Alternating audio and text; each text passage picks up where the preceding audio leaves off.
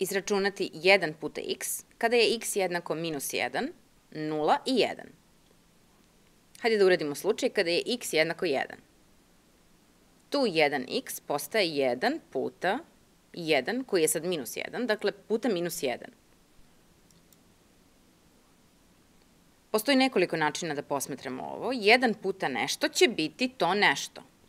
1 puta minus 1 će biti jednako minus 1.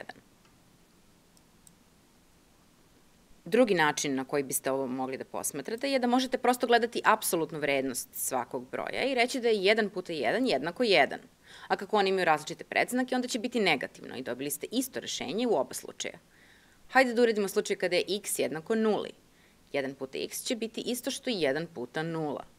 Stavljamo 0 na mesto x. Još jednom, 1 puta nešto će biti to nešto. Ovo će onda biti 0. Odnosno, drugi način da to posmatramo je da će 0 puta bilo šta postati 0. Na koji god način da ovo rešavamo, dobit ćemo potpuno isti rezultat.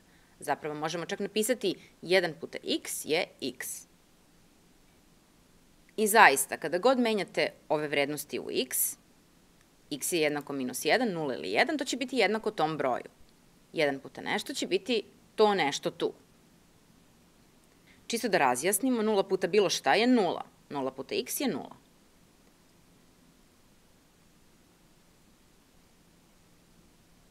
I čisto za svaki slučaj, jer smo na neki način već prošli kroz sva rešenja, ali hajde da isprobamo kada je x jednako 1.